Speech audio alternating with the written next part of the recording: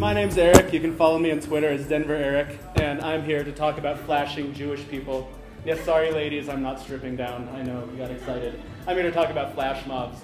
So for those of you who don't have the internet at home and are living under a rock, a flash mob is a big group of people that congregates in a very public place, does some kind of funky, awesome thing, some kind of performance, and then leaves really quickly like nothing happened. You can entertain people, you can confuse people. It's a heck of a lot of fun if you've never done it. I highly recommend it.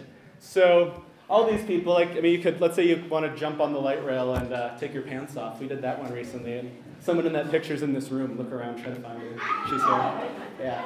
So anyway, I was wondering, where did flash mobs come from? Where did they really start?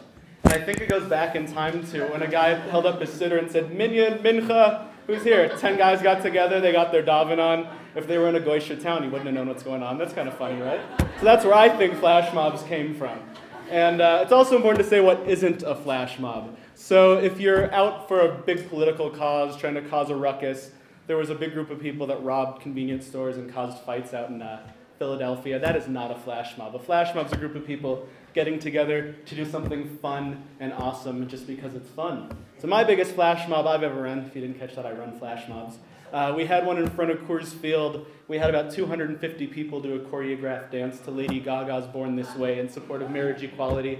And it was a pretty awesome day. So I'm sure you're wondering, how do I plan one? And me, who runs DenverFlashMob.com, has to say to you, it's kind of a pain in the ass. So there's a lot that goes into it. But if you're intrigued, here's how we go. So first, you have to decide why you're having a flash mob. You have to have a goal. If the goal is to entertain people, you want to do one kind of mob. If the goal is to entertain your participants, it's another kind of mob. And there's millions of types of flash mobs that people have done around the world, and you want to pick one that matches your goals. So you set a goal. Next, you pick the type of event. As I said, you want to entertain people at an event like this. You might have people jump out and start dancing together.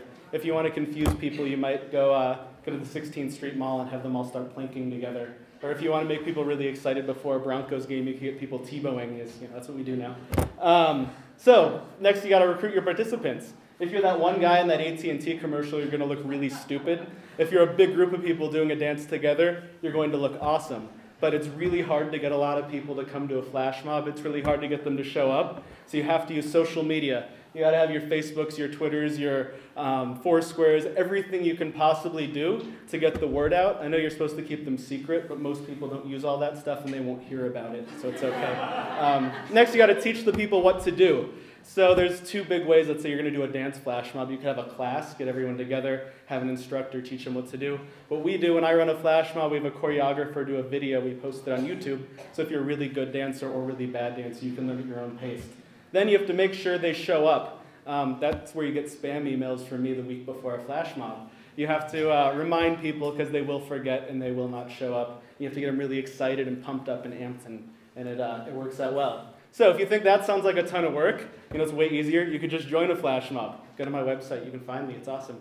And I will plan the flash mob for you. If you think I'm being too spammy tonight and promoting my cause too much, there's a lot of other ways to find flash mobs. Everyone's heard of that site. So you can hop on. There's flash mob groups all around the world. It's easy to find them. And I highly recommend you do at least once in your life. It should be on your bucket list. That's why I get most of my emails that say, hey, I want to be in a flash mob.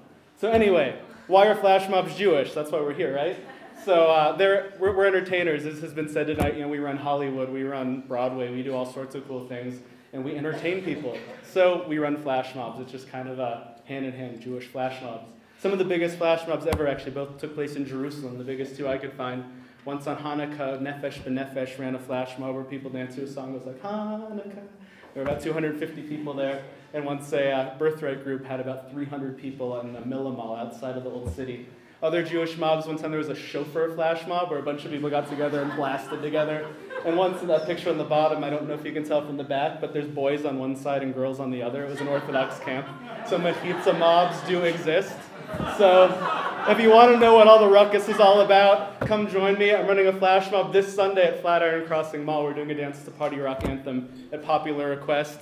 And yes, ladies, I am single. I know you're wondering. That's the story. Have a great break. Thank you.